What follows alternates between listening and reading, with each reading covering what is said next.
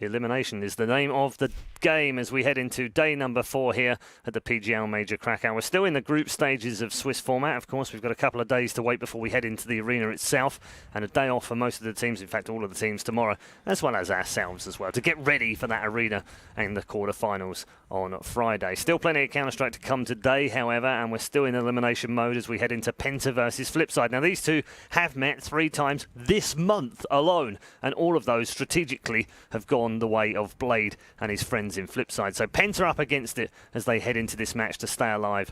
We're back at our panel once more with Moses and Fifth. Lauren, Fifth, we'll start with you. This is a tough match for Penta, but it's probably a good match in many ways because of the way they will know each other, they will know their strengths and weaknesses. No, definitely, and especially for this tournament as well. One thing for Penta to look into as well is Flipside CT sides. They've been not really that great throughout this tournament. Yeah, they beat FaZe yesterday, but the biggest issue, even Blade said that in the interview, is like our seat side have been really, really poor. Yeah. Whereas that's what we expect from Flipside as well. Good T sides, you know, especially with Blade in control. But actually, just throughout this tournament, it's been a little bit of a curveball for me because I'm just expecting sheer brute executes.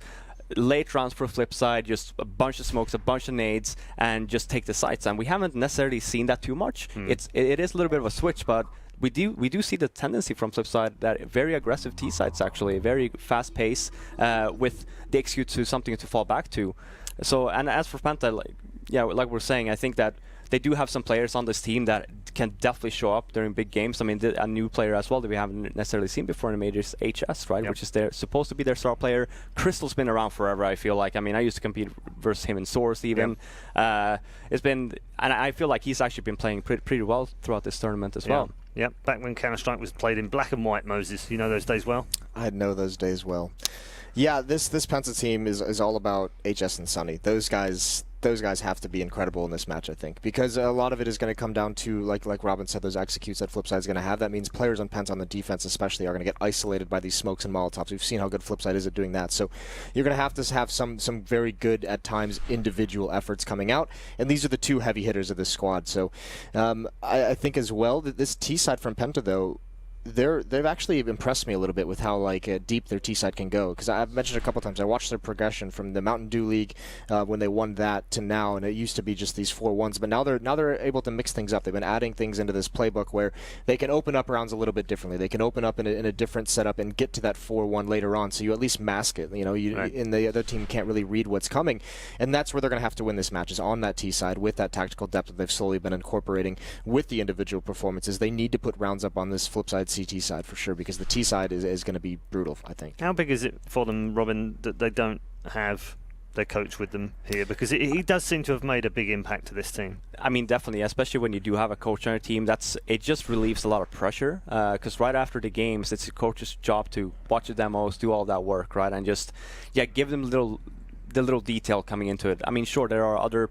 teams that just really likes to sit with the coach and just go through everything together, right? But at the end of the day, it just takes too much off of you. Like, the coach is just meant to be like, we should play this map, this their weaknesses, this way what we should focus on. Just be wary of they like to do this is why I like to play their spots. And you come in with that game and you still keep your own mindset, you still keep what you're supposed to be doing, but you give the small little details for each individual player within the team and be like, focus on this, think about this, and then it's supposed to help, right? Now, Penta doesn't have that, and this is something that even during the qualifier, I mean, this is a very experienced coach that they have, and it could definitely come in handy for this tournament. I feel like they could have probably played a little bit better if he was here, but now it's not, and now that pressure and that work gets put on the players. And now we've got to go head-to-head with a strategical mastermind as well in the form of Blade on the other side. Yeah. We see him right now. He's probably reading strats right now. Literally, he does this before every game. Gets the mobile out, goes through a load of pieces. I'm pretty sure he's not checking Twitter there, that's for sure. I like if you would have seen the screen there and he would have been on Reddit or something. Just looking at memes, cats or something.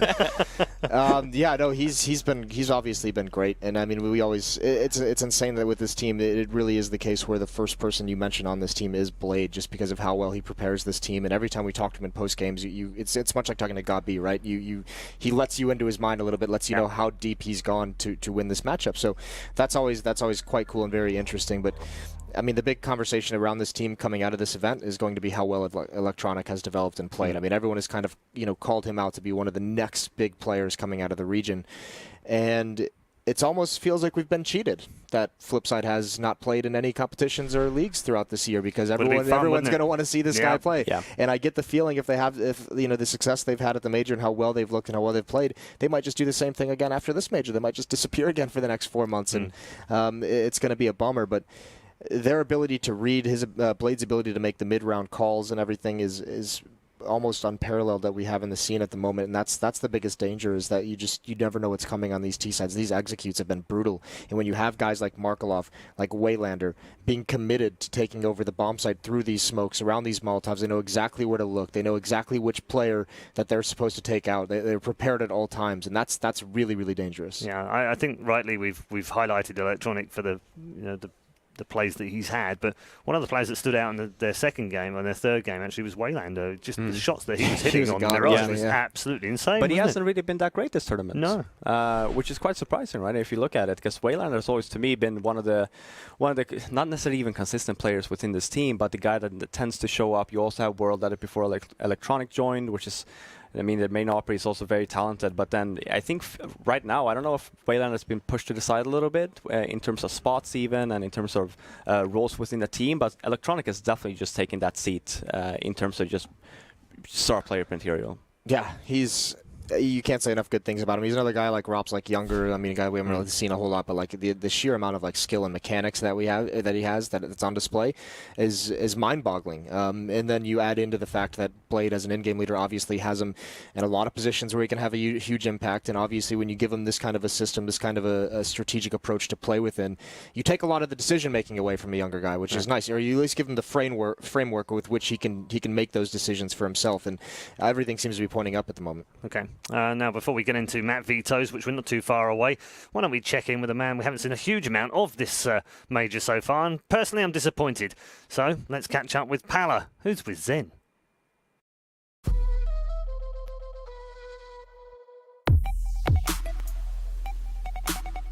Hello everybody and welcome to Skins, our series here at the PGL Kraków Major, where we are looking behind the ink of our CSGO professional players. And right now I am joined by Zen from Penta. Zen, how are you doing? A little bit tired, but fine, thanks. Yeah, I mean, you're 1 day away now from starting the tournament. Have you got any initial thoughts or feelings? I'm super excited. And it's the first major for 3 of our guys, so it's still a big deal. We still don't understand, but we're here. Yeah, I mean, before we get on to the tattoos, actually, what's it like being at your first major? It's really hard to describe. Like, there's all the best players, all the best teams in the world here, and I've only watched them at home on streams and stuff, and being like, oh, it would be so cool to be there. And now when you are actually here, you're like, what just happened? Yeah, no, I can imagine you must be feeling pretty good. And you guys had an interesting run at qualifications. You started off pretty strong and then managed to pull through at the end. How was the qualification for you? Let's say it was long and hard. Yeah, it definitely was. Now, everybody, let's move on to your tattoos, because you have, how many do you have actually, Zen? 4. 4, okay, and when did you get your first one? 2011, it was December. It was like inspired when my good friend passed away, and I got like kind of depressed, and it was kind of like hard thing for me, but I wanted something like how I can like remember him, and something that like reminds me every day that some person was really like important for me. And after that I got like inspired by music and a lot of like my style and stuff, and then I just like took few of them here, and this is the one that I took for my friend. Okay. I put it in my chest because I wanted to be like close to the heart and stuff. And after that I was like, I fell in love like tattoos, and I don't know, it's something about it, maybe even if the pain and stuff, it just feels good. I don't know how to like put it correctly, but then I just fell in love with them, and yeah. Yeah, are there any similarities between getting tattooed and like playing a tough game of CS where you grind it out and then eventually you get this big reward at the end? Let's say that the feeling is different. Like in other ways, but if you play, let's say, like I take an example, when we won EnVyUs at the minor, it felt like really good and like euphoric. And when you take a tattoo, it hurts and you are just waiting it to end. And when it ends, you are like in totally different like euphoria. But it's like they have some similarities, yeah. But like the tattoo, it's like you're waiting it to end, but the game is like you're waiting to win, so or lose. Yeah. Okay. Well, hopefully not lose. Yeah. So that is your first of 4. Yeah. What are the other 3 that you have? Are they all on your arm, or? Yeah, they're all on my arm. Okay. Like, so let's take a look. Could you run me through this first one? Is that like a Japanese demon? Yes, that is Japanese demon, and this is like a dragon, and then there is like 3 of these. I don't know what Japanese flowers they supposed to be, but I don't remember like fully where I got this idea. But it's just like I love like rock music, heavy metal, concerts and stuff, and then I was like, damn, this looks super cool and stuff. And it's, I don't know, it doesn't have a deep meaning, but it's just because I love like really good music, like good mood and stuff, and yeah. And so if you had to pick one of the players on your team, other than yourself, who's the demon of Penta? Sunny. Yeah? Yeah. Oh, really? What? So, I mean, usually comes across as relatively calm and collected. So is it in-game, or just like, is he a bit of a wild guy in general? He's a bit of a wild guy. He's like, let's say that we have a crystal and we have a Sunny. There is like an angel and a demon. And then you can put any one of us 3, me, Innocent, or HS there. And then you have a crystal on your left ear saying like, don't do it, man. And then you have on right, you have Sunny saying like, go for it, bitch. Yeah. You know, it's like 2 different worlds. I think if it gets out of hand, all we need to do is ring up Natu, the father of Finnish Counter-Strike, and he'll be there to discipline. I think he will just pour coffee and just like, you know, watch this happen. He's like the overlord of the, yeah. All right, 3rd tattoo, which one would you like to show us? So you have, oh, you have one on the back of your forearm. What is that? If you watch it from there, you can probably see like it's made of real human skull. You know, that's like a nose. Oh, yeah. There's like an eye, and this is eye. Those are eyes here and here, and there's a nose. And that's the nose, yeah. Yeah, it made out of there was this real human skull, you know. And the guy just made it from there to here, like it was just. And whose skull was it?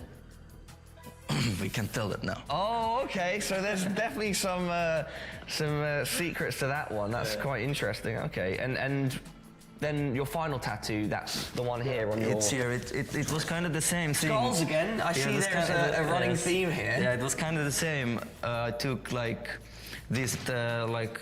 The separation was like only 2 months or something. I don't know, I just fell in love with the ideas and the pain and the, I don't know, there is something beautiful in sadness. Yeah. I don't know why. Which one is the most recent then, out of these tattoos? This one. It's beginning of 2013, yeah, something like that. And do you plan on getting more of them? I have. I booked one time in 2015 when we were at Copenhagen Games, but I think it was stupid to book it before the LAN games. Before, you know, I was thinking about taking it somewhere in this hand, but when you're playing, you just want to be fully focused and not like being like, oh fuck, it hurts, it touches this and that. So, and after that, I've just played so much and traveled all the time that I just don't want to do it to interrupt or be anything like nuisance for me. I want everything to be perfect when we play. Now, you've repeatedly said that there is beauty in the pain. Hopefully, though, you're not going to experience too much pain here at the Major. What are your overall goals as a team, especially considering 3 of you, it's your first? Let's say that we have been like 4 months now together. Like, nobody would expect us to come here, like just like rocking like that. We just came here, and now when we are here, we have to be really focused. And our, like, let's say, if we are like honest and think this thing, these games are super hard for every new team here. Like, us, Vega, Beak, and so if we manage to show our A game and pull like whatever, like 2-3 score, I mean 3-2 score, and get through to the legend status, that's like that is like our goal. Even if it's hard to reach, we're gonna fight for it. Like we're gonna give it all. Well, I'm very excited to see how you guys do, because I think your performance at the qualifier was definitely one that people could go back and watch and see how much hard work you guys put in. And so we'll have to see if it's going to pay off now over the next few days. Zen, best of luck, and thank you for your time. And you've got some pretty awesome tattoos. Thank you.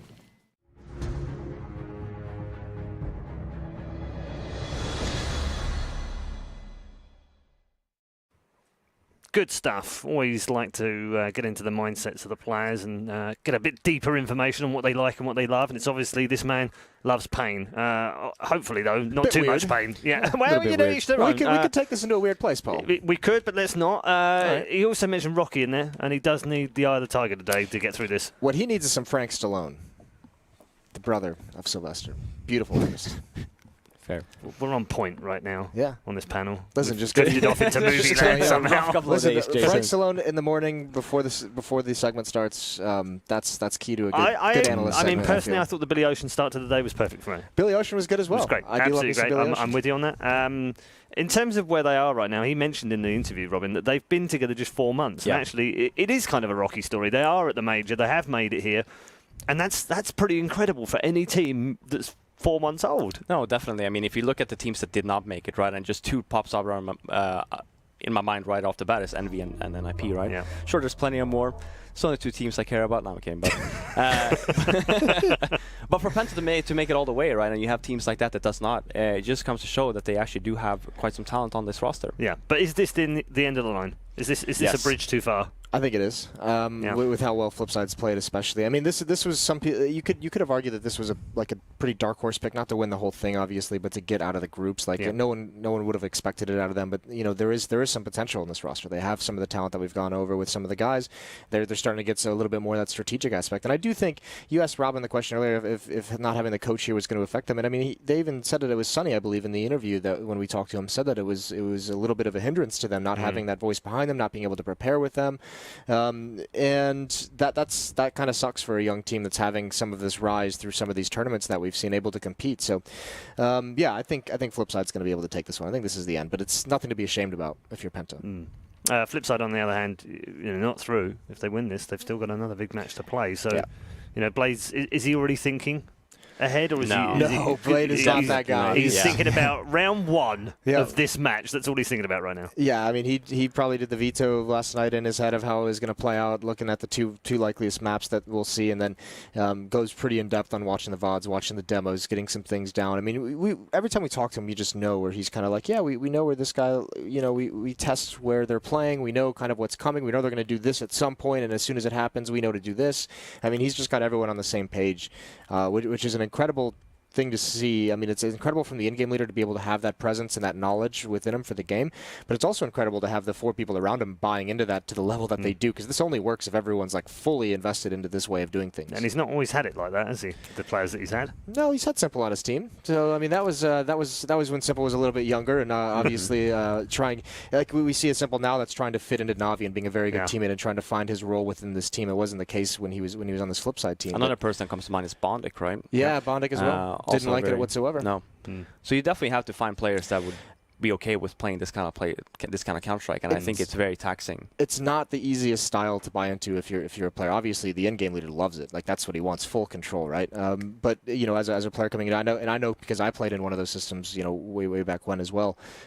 It's not the most fun because it's a lot of prep. It's not as much gameplay as you actually think. It's not like you just got to go into the server and frag and play the game. You really do have to sit down and learn and study and watch demos and have the conversations and do the theory stuff, and that's all the boring part of being a professional Counter-Strike player. Not a lot of people enjoy doing that, and it helps when the results that they're having like kind of bolster that, because you can buy deeper into it once the results start coming in. That's the fun part, is winning the games after all that work. Yeah, no, must be extremely rewarding as well. Yeah. They've played 3 times this month, incredibly. So it's astonishing that they can play 3 in the same month, but they have. And they've all been on different maps as well: Inferno, Overpass, and Mirage. And those, you would imagine, Robin, would be the 3 that both teams would be quite comfortable on here. But having played it, do they get back to them? Do they find something else? Do they spring a surprise? I mean, just basing off this tournament alone, I think we're going to see another Mirage, mainly because both of the teams won their Mirage games, right? And I think we're going to go back to, okay, what have we felt comfortable on throughout this tournament, the 3 maps that we've played, and don't really try and do a curveball per se, mainly because this is an elimination game, right? Yeah. You want to make sure that, okay, the map that we do play, maybe we don't feel 100% comfortable, maybe we want like this other map, but at the end of the day, it's like, well, chances are you're not going to get that, right? So what are we most comfortable with that we think that we can beat them on? Yeah. And Mirage also, I think it was 16-12 last time they played. Yes, it was 16-12, yeah. It's the other side of this that if they both play Mirage, I mean, Robin's right in the sense that if they decide we're just going to play what we want to play rather than worry about what they're good on, but if they do it the other way around, what map do we end on then? If they say, well, we don't want to play them on this particularly good map, and in Penta's case, it probably is Mirage, isn't it? So if Flipside to say, well, we don't want to play them on Mirage, what else is there? I mean, there's really anything. I think the one thing that Flipside would want to avoid would be like a map like Cache. You don't want one of those maps that's not as tactical, that you can play less tactically. If you're Flipside, you love Inferno and you love Overpass because those are heavily tactic required maps. Like, you have to be very coordinated. Mirage is even a little bit less so, and obviously Penta has some propensity on it, but I think stay away from the caches where you can do very, very fast play. Stay away from those open maps that allow a lot of duels to come out. You don't want HS and Sunny to be given any fight that they really want. You can play it tactically, yes, but if Penta goes away from that style, then you're a little bit left behind, right? So if you're Flipside, get it to one of those maps. I mean, you'd love to obviously play the 3 maps you already beat them on. I actually would go away from Mirage. I would say, all right, Penta, if you've won a Mirage game, I'm just going to go away from that. Let's see if you have a deep map pool. Right. Yeah, it's interesting, isn't it? We'll find out as the veto gets underway fairly shortly, we hope. One of the other things that we haven't had a chance to discuss, actually, is Penta being so inconsistent, but being brilliantly inconsistent and then poorly inconsistent. And by that, I mean they can go out to a 10-0 lead in some games and still lose, and likewise they can go down 12-3 and still win. Yeah, it's the thing of a young team, right? That's the inexperience, I think, showing, is not necessarily having all that experience as individuals and as a unit in these kind of situations where it's one of the hardest parts of Counter-Strike is breaking out of like that rut in a game, like where you are down 5-0 and stopping that momentum and making the proper, because I mean, as well with these guys, you're going to see some mistakes come out. You're going to see some poor decisions, and it's really hard to do if someone, just one mistake can change the round. And if you're not making the perfect plays, the right plays at the right time, you're just never going to get out of that. You're always going to just be a little bit behind in terms of your economy and everything like that. So that's also where the coach could come into play. That's also where you have someone who can call that timeout and give you the knowledge and just say, listen, this is what you guys are doing wrong. This is what you need to do. This is how you win these kinds of rounds. When this comes, you do this. And that's the experience they're lacking behind them. That's what Nasu is bringing to this team. Yeah, I'm sure you even see like a stat in that, actually, how many timeouts have been called with teams that does not have a coach versus a team that has a coach, right? Because when you don't have a coach, what are you going to take the timeout for? Well, you have to remove Cloud9 from that, because they're the outlier, because they do have a coach and they rarely call a timeout. Still, we don't need no timeouts. Yeah. Just carry on and play. No, but that's also being a little bit over cocky, right? In terms like we already know what we're supposed to do. We don't need this timeout. Just listen to what I have to say and just do it, right? Versus like another the good coaches and the good teams will just like, actually, maybe we don't need this time. Maybe we know exactly what we're supposed to do, but let's just take a breather here for a minute and just relax. And get back into the groove. We've lost like 4 rounds in a row now. It's rounds that we should probably not have lost. And just talk a little bit. Yeah. Yeah. While we're on the subject of timeouts, Blade is an in-game leader who doesn't like taking timeouts. Which also makes sense momentum, because he already has everything, right? Yeah, but I mean, we're talking about, if it would be nice at times to take timeouts. Like if you're Flipside, we have seen them go on those streaks where they're not winning rounds. They're not, 6 rounds in, they're not doing something. And you'd think at some point, yeah, he probably has all of it in the head, but why not take the 30 seconds, let everyone calm down, maybe just give yourself extra time to think about it and think about what you want to do, and maybe if you want to change something in one of the tactics. So he's someone who has that game plan set throughout the entirety of the half, and I mean, he does believe that because he has the game plan set out, that he can make it work as it goes. You know, it's a full half game plan, but you know, those timeouts allow you at times, the big strength is it allows you to deviate that and change the game plan, and you just have longer to consider what you want to do. And normally as well, I mean, when I used to play, when we used to use timeouts, Exist still had a very clear mindset in terms of what he wants to do with the team. But another use, if you don't have a coach specifically, because obviously the coach sees all the monitors and he gives you a better understanding on what's going on, right? It's just take the time out and just ask each and every player, well, like, what's going on in your position? What's going on here? It's like, well, they're playing very aggressive. It's like a 20-minute timeout, isn't it? No, but well, when he played, they were, to be fair, like 2-minute timeouts, weren't they? Yeah, possibly. They were actually, yeah. But even then, like we were talking about, like, okay, guys, I want to go B next round. What do they tend to do there, right? And it's like, oh, they tend to play very aggressive. They throw out the smoke in the beginning. Then you have an expo flash, and then if they don't see anyone, they hold their mollies. And if they do see someone, they're gonna molly the choke point, and then they're gonna fall back, right? It's like, okay, great. So this is what we're going to do with that, right? It's just very, very simple communication that takes longer than 15 seconds to manage. Okay, all right. Well, we've heard about effective timeouts. What does effective mean to players? Let's find out.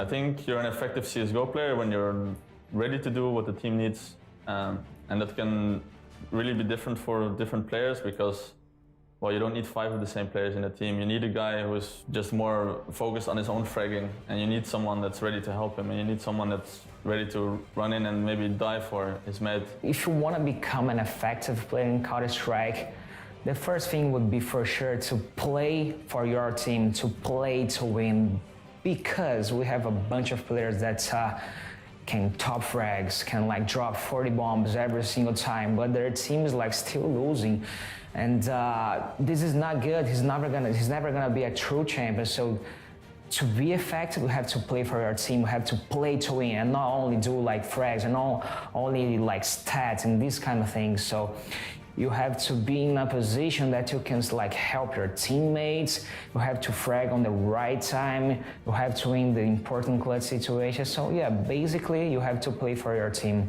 Attitude and mentality is a big part. If you have good attitude but you don't have the skill, I think you can still be really effective on the team, because when things go wrong, a lot of tempers flare, and if you keep a calm attitude, you can control the atmosphere and keep the environment healthy, and that goes a long way for teams. And I know that a lot of teams do have problems like that, and for us, we do have that as well. So having coach or psychologist like Astralis really does help a lot. Stay calm, be open for your ideas, be open for your ideas from your teammates. So overall, this is the most important thing, I would say. You can be really skilled and you can be all about winning. For me, I'm really passionate about the game and I really love to win. And just, you know, giving teammates advice and telling them what they do wrong, but you got to approach it in the correct way instead of like a hateful way, you know? So you can be effective in many ways.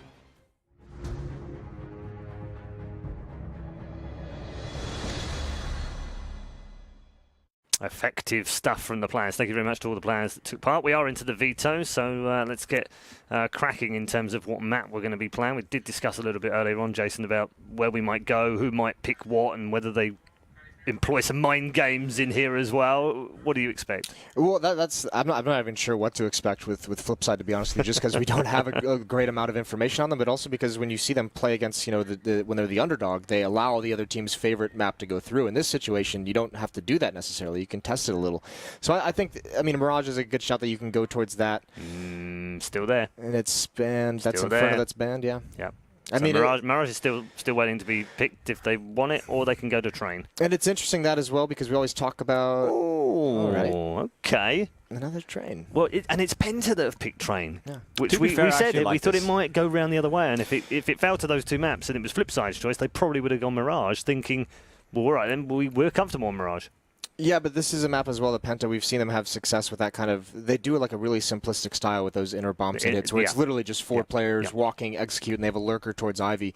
But the big thing we've seen them able to do is if that works, if they can establish that as a working tactic, that's when they can really start to bully you in the sense that it is going to be a lot on Blade to read what's coming, because we've seen them do the fakes inside after that works and have a heavy play towards Ivy, or initiate the inner hit with a play towards Ivy instead. He's the first guy to go out. He's not a lurker. He initiates action, gets 1 pick, and then goes towards the inner bomb site when they shift the rotate. So there's a lot of things that Penta's been able to do on this. But like you said, we have seen this an awful lot now from Penta. This is almost a patented Penta inner bomb site hit that we saw. I mean, they did it 8 times in a row against Optic, and it worked 8 times in a row, right? So it's obviously hard to shut down, but they've done it so many times now. Surely Blade's ready for that. No, but yeah, perhaps he is. But then again, we go back to Flipsid3 decide throughout this whole tournament, right? So like, maybe they do have a good idea on what they like to do. It's all a matter of we have to shut them down first as well. And if HS is playing on the other bomb side, the guy that we're talking about, even Sunny, right? Now I don't know specific positions that I like to play, but hey, just avoid them then, and then you're in a situation it's like, well, we have the bomb site, what are you going to do? All right, okay. Thank you very much to both Moses and Fifth Lauren. Time to hand you over to our commentary team for this second game of the day. Elimination on the line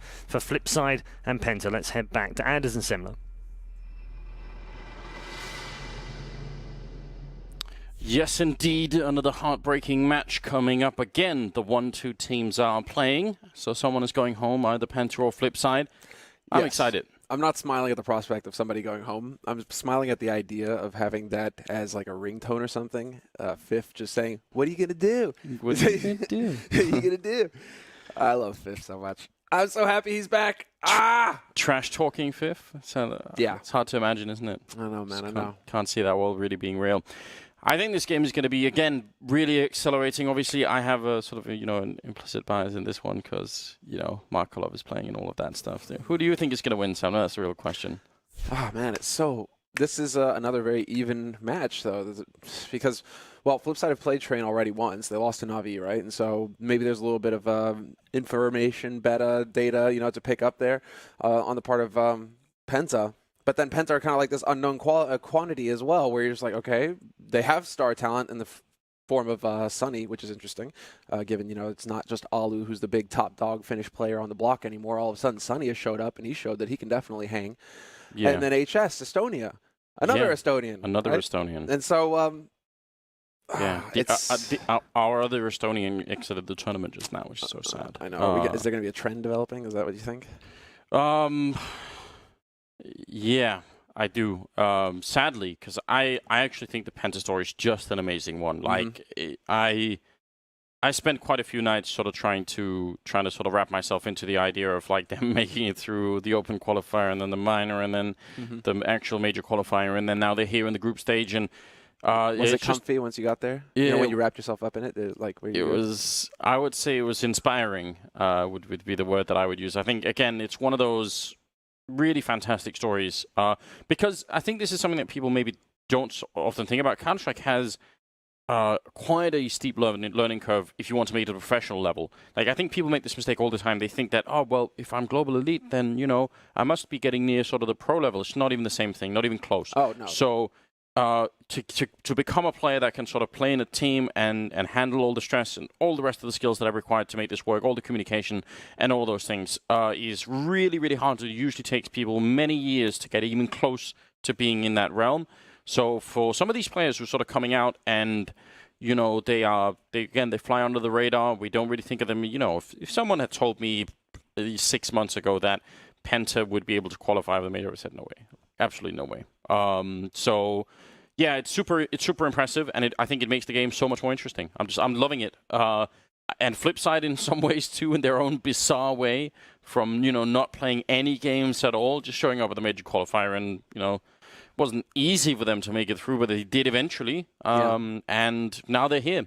Yeah, I think all of this is just very interesting, and I think it adds so much to obviously the game that we all love. So yeah, but I'll put my money on Flipside. You put your money on Flipside. Partly for the Markolov nostalgia. I mean, mostly for the Markolov nostalgia. Okay. But also I'm glad you're being honest with us. also partly because of Electronic. He's a beast. He is an outright beast, yes. Okay. Yeah. I mean, I was going to go with the whole angle of Blade, tactics, team, having a bit more structure there, perhaps a little bit more experience as the roster together. Yeah. These sorts of angles, right, to work with, on top of obviously the fragging power of Electronic. Yeah, and it's true. And Blade is one of those sort of mysterious leaders that we don't get to hear enough of him. I think like I want more Blade interviews. I want more. Someone should go and dig into his brain and figure out exactly what's going on and all that stuff. But he's obviously been at it for a very long time and he's got an enormous amount of experience going way back. So it's really interesting. A really strange sort of mix in this particular team. And World Edit and Waylander also, as we talked about, I think they're sort of the unknowns for me in this context. Like I feel like I sort of know what I'm getting out of the other three players. Mm-hmm. I think I'm not always sure with World Edit and Waylander exactly where they're going to land on the scale, if they're going to be really high impact or if it's going to be more middle of the road. Well, I don't think it's unfair to say that their expectations when Waylander first joined up were pretty high for him, right? We expected him to be a hard carry, to be a clutch or a star, and that never really surfaced. It never really happened. Like, he is good, but we never really got to see the Waylander that we thought we would, where it was just like, oh, he's actually just dominating a server right now. And, I mean, one thing that we know that he can deliver consistently are, faces. Yes. He's very good at that. It's not an insignificant point. I mean, obviously, none of us are sort of mentalists, so but you see, it seems like he's a very emotional person. Like, you see the reaction every time things don't go the right way. So hopefully we won't be seeing too many of those faces here. Again, whoever loses is going to be going out. If you are just joining us, definitely get all of your friends invited, get everybody involved here. I know it's early, but these are some of the games you don't want to miss, because a lot will be decided based on who goes through. Already in the first match, Cloud9 managed to defeat mousesports, and they are not through to the playoffs, but at least they're still in the tournament. You know that famous Shoxy video where he's giving that 40-second warm-up speech, right, to his team before going into the match, with 5 fingers on one hand, and this is our server and all that. I feel like Blade was just giving one right there. It's like, if we could get the comms and hear what Blade was saying there, I'm pretty sure he was just trying to get his team hyped up, because he was definitely speaking energetically there. But it looks like we're one player off of being ready here. I mean, we heard some, I think this was actually during the major qualifier, we heard some truly disturbing interviews from Blade where he was sort of saying, yeah, well, sometimes the team sort of does whatever they want. Yeah, that's the last thing you want to hear out of any leader. That just cannot happen. But, yeah, maybe they are slightly crazy. Maybe that's the strength. Train, he's dropped some of the craziest numbers out of any pro ever on this map. True. So, there is always that possibility as well. If you're going for a long shot kind of gamble, World Edit could just, today is his day. And then all of a sudden, Train, oh, great, okay. Now I'm just going to go ahead and drop a 40 bomb in regulation with an AWP. I mean, we have seen it before. Just waiting now for them to get underway. They are passing the veto to actually start the game, so it can't be very much longer before we are headed into it here. On the Penta side, you mentioned HS, you certainly mentioned Sunny as well. I'm interested to see as well how Crystal is going to be playing. He had some incredible game yesterday. Like, it was really, really fun to see some great flicks with the AWP.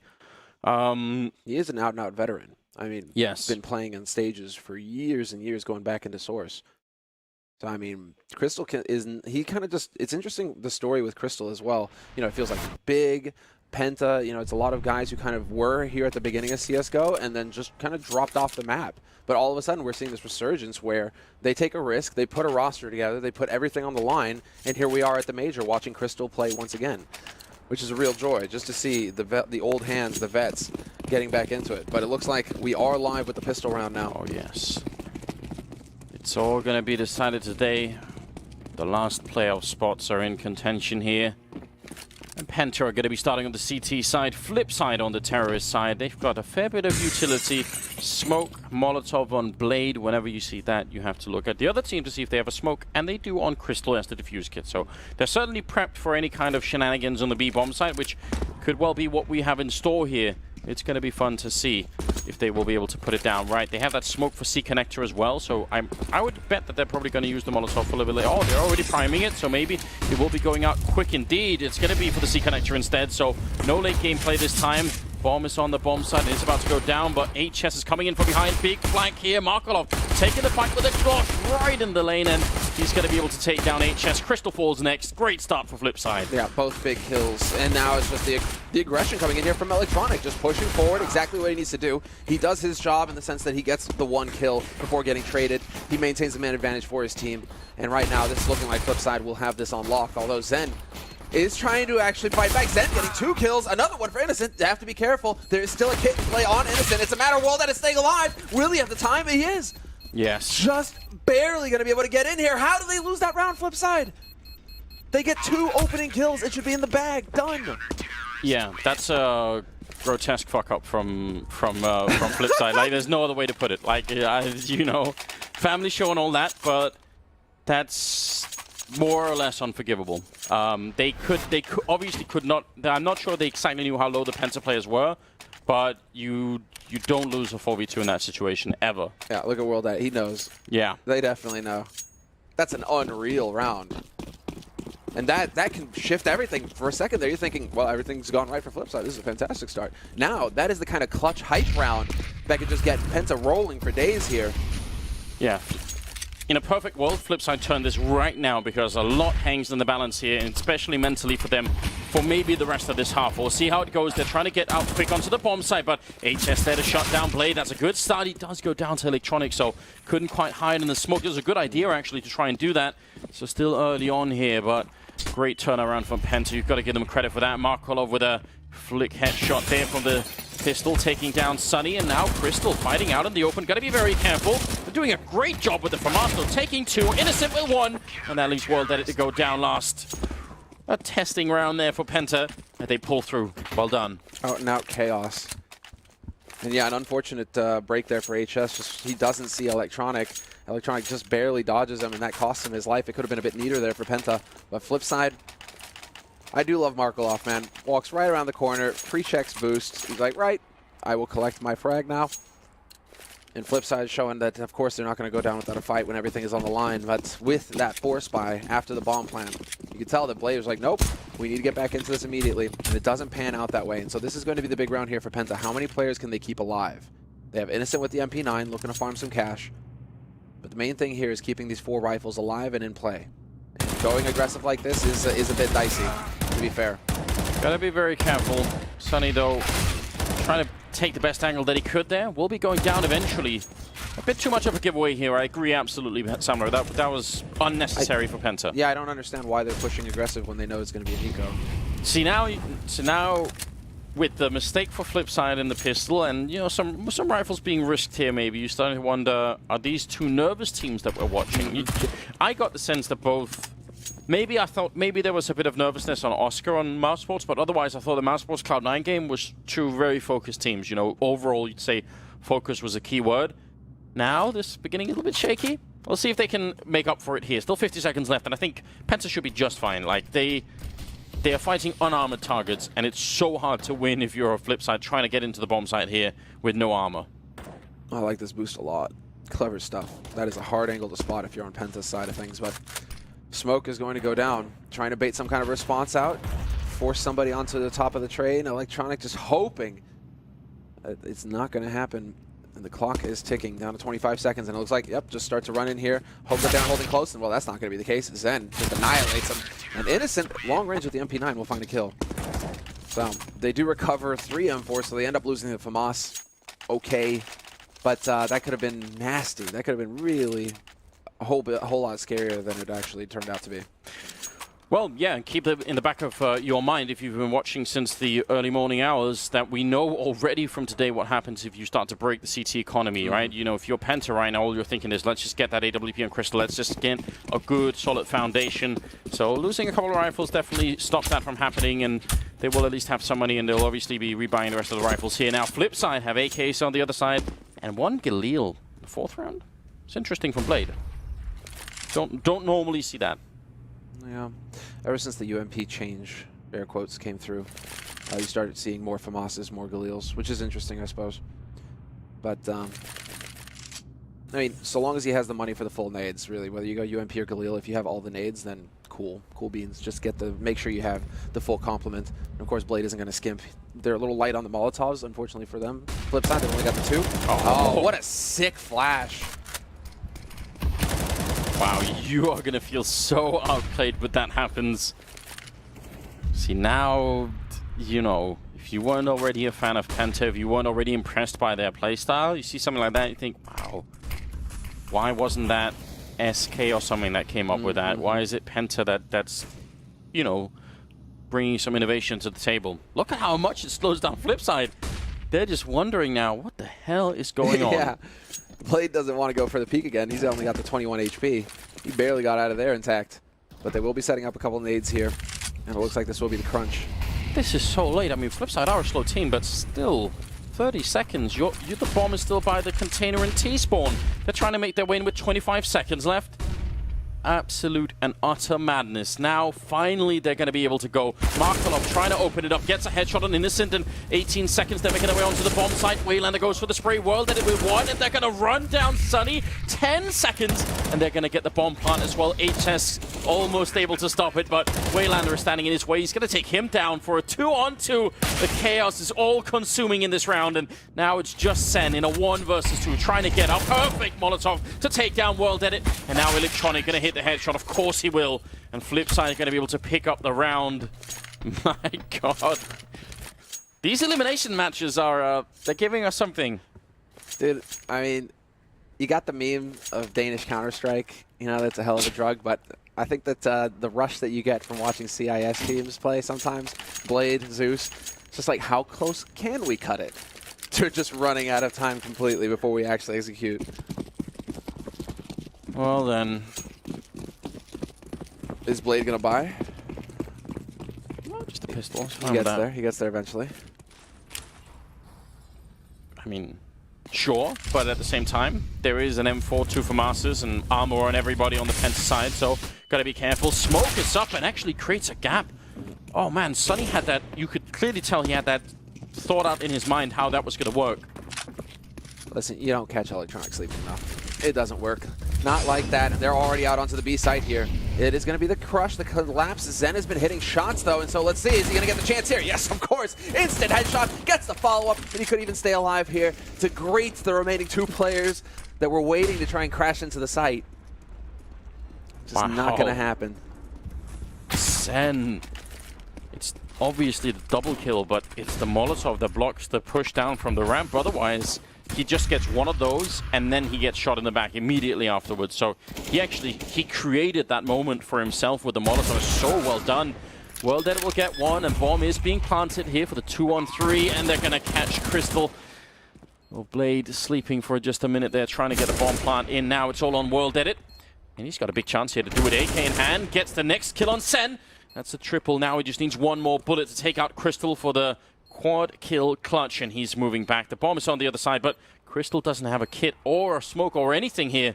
Man, World Edit might have this locked up. It's looking like it. It's looking like it, because Crystal has no idea where this guy's playing from either. He has to just be wondering, and is he just going to go for the full defuse? I mean, without a kit, it's not looking good. He will hit the shot in the end, but there's not enough time. Exactly. He has to back off. And you can see a bit of the frustration there on his face. He knows that they should have had that round. They had everything going their way. Penta with those 2 initial kills, repulsing the push on the B site. So what just happened is what we like to call mid-round calling, right? Where the first part of the push doesn't work, or even if it does, you sort of slow down. You say, okay, well now what? And this is where you have to give some credit to Blade, because this is a horrible engagement for Flipside. This is where they should lose the round. And Blade said, well, let's run back, let's get the bomb out, pop, let's get in there and get the round win anyway. And then World Edit obviously with the quad kill, triple at least, but stopping the bomb from being defused. Blade is absolutely fired up. 3-2 is the scoreline, and just to point out as well, he's spending so much energy trying to call this round. He's got 0 kills. Hasn't killed anyone yet. He's had a bit of a rough time of it, hasn't he? 0-1 and 5. But Waylander also 1-3 and 5. So some frustration mounting there. But they've done it again, and now we have to see Penta. They just refuse to give up. This is a style that we haven't seen for a while. Just keep on forcing no matter what happens. And they think, I mean, the reason they're doing this is because they can break the economy if they win this force. But even when people did this style, oh, nice smoke. That's going to land in on the B side of C connector. I absolutely love this smoke. It's beautiful stuff. And he runs right through it. Yeah, but he's sort of forced to react to it a bit, right? He has to do something. Because if he doesn't do that, then if the B hit comes in 3 seconds later, then he's in a lot of trouble. So it does force the reaction regardless. There we go. Blade on the board. And Sunny caught out by Electric. He's not going to have anything going for him. Electronic long-range shot on Innocent. And, well, this is shaping up very nicely for Flipside. Blade with a second frag. And Zen, well, he was definitely close enough to hear that from Waylander, but Waylander should... Never mind. Waylander gets assassinated, and there's an AK. Party favor for Zen if he can make it out of here. Just to get myself back on track, when people are doing this force-up every round kind of thing, is on the T side, right? You know, like, so to keep doing it on the CT side, I would say it's a really massive risk from Penta to sort of say, listen, it's an elimination match, we have to go all in here. We're just going to push all our chips to the center of the table and see what happens. And right now, it isn't quite working out for them. They still have some left, but Sen goes down to Markelov, and that will tie it up 3-3. Sen has got 10 kills. He's playing very well at the moment, but many of them seem to be not the ones that win the round necessarily. Yeah, apart from the pistol round. Right. In the pistol, he certainly got the kills that made that retake possible. But you're right, these like exit frags, less value, less impact, just making Flipside spend a little bit of money. But with 3 players surviving on Flipside, it's not exactly the end of the world. And so we will get that buy coming through here for Flipside and the eco finally for Penta. They do invest a little bit though, Sunny and Zen in the Kevlar and the pistols. But Crystal's trying to make that op happen. He's only on the USP. This is where you hope that the Penta leadership is good, that they can take a deep breath and say, listen, it's fine. We've still got, like, plenty of time left. It's only 3-3. Let's just pretend we lost the pistol and that, you know, it's been like that. Let's not even think about what's been happening in the first 6 rounds and refocus our efforts on the remaining of this. Let's get too ahead of ourselves, I guess is what I'm saying. Still plenty of chances here. Nice triple push into main. World edit. Completely caught out in the open. And he goes down. Markelov here will at least get one back so that the AK... Well, actually, the Sen ran away with that. Oh, that's the kill right there. That's the bomb dropped in upper halls. And now, with a 2-man advantage and bomb control, plus a gun on Zen who has Kevlar, so he can take a little bit more of a fight. Gets completely stabbed in the back, and Markelov going to get the hit on Innocent as well. Electronic out in the open and alone. That Molotov is going to buy a little bit of time, but soon he's going to get double pushed. Sunny coming in behind him. Electronic out of bullets, and he's going to be going down. Another 1v1 with the bomb down and 35 seconds. Unbelievable, isn't it? What is this match? Did you see it? The eyebrow raise from Markelov. Just, nope, not happy about this one bit. You are definitely not pleased. And with 25 seconds left now on the clock, he doesn't have much time to maneuver with. Now, Sunny's already trying to read this. He's trying to stay one step ahead of Markelov, and Markelov does have the edge of having the smoke and the Molotov, so what are we seeing here? 11 seconds. Out of the range now where Markelov can't really fake the bomb anymore. He just has to go for the plant. Sunny can't punish him for that either, and if Sunny makes too much noise here, that Molotov could become very effective. He's maybe heard him. Markelov waiting on the bomb side. Sunny going to show himself. Spray long range, and Sunny going to pick up the kill for the double. That's very well done. A big round coming in here for Penta. That's what they needed. Desperately. Unbelievable. The fact that they actually make that work. These chaotic situations are just favoring Penta. Well, okay. The real thing here is just World Edit is going to feel sick to his stomach because he turns away. The 1 second he's not watching A main is when 3 guys walk past the gap that he's watching. And that's what starts it all off. It was also that it's one thing that he wasn't watching. It's also just that he was so far out from the corner that, like, if he had just been, you know, at the edge of the corner but sort of looking the wrong way, then he could have probably just taken a step back and he would have been fine, right? He was standing sort of just a couple of steps in, so as soon as the first USP hits him, it's like, well, you're not getting out of this one. The worst part is that he was checking an angle that was already held by his teammate, so it's not even necessary that he looks away from main. So, I mean, that's just tough. Those small decisions will end up costing you, and right now, that puts Penta back into it on an eco round win. So you can see the effect that has on their economy. Crystal with the AWP, Kevlar as well. They have the kit on Zen, but a very good nade count. And so it just, you know, it can't be easy for Flipside. It always has to be a battle. Yeah, they've expended their whole bank buying into this round. Crystal has the AWP. Flash in, sees the feet flick up, really connecting dangerous for Crystal to try and follow that first guy, but again, a push in, and HS actually setting himself up this time, nearly takes down Markolov. They are so aggressive. That's got to mess with Flipside's mind. Yep. This is going to throw you a little bit if you're Blade. Just you're not used to having to deal with these pushes all over the place, all across the map. You don't know where you're safe. You never feel safe. And so that will perhaps force them into changing up the pace here a little bit. Flipside, it is interesting. It looks like it's going to be the execute onto the B site here. They have two pushing out on upper. Blade and World Edit trying to get out as well, but Crystal will find the first shot on Electronic, and Crystal rushing forward. He might be able to trade here versus Waylander, but HS will hit the shot instead. Bomb is going down, but they have very little control right now. They need some help from Markolov, who's sort of coming in from the back line there. One grenade, softening up Blade a lot. Another Molotov to make sure they can't stand on the side itself. But right now, Penta have a really good shot of the retake here. Be surprised that they can't make it. There's a headshot coming in. Markolov, this Molotov, they actually don't have a smoke, but still, they've got a lot of time, so... Where did Zen die? He had the kit. Oh, wow. You're right. Markolov. Now the defuse happening with 10 seconds. Innocent goes down as well. Is there going to be a grenade follow-up? It's not going to stop the defuse. Right on it. Sunny still seconds left. He's got the time, and Markolov is going to be going down. Full 10-second defuse. Man, imagine if there had been just any little mistake there. Could have gone horrible. What if Markolov just, instead of going up, or he just runs lower, then the teammate is covering the wrong angle, but now things are looking so much better for Penta. 5-3, that breaks the Flipside economy. My god, this game is just very, very intense. It's chaotic, and it's for sure. And well, so far, Penta, you know, they seem to be thriving in it. Whereas Flipside, it is going to be the round of eco for them. And curious to see what they have in store for us. 3 towards Ali very early on. So it looks like it's going to be some pressure on Innocent.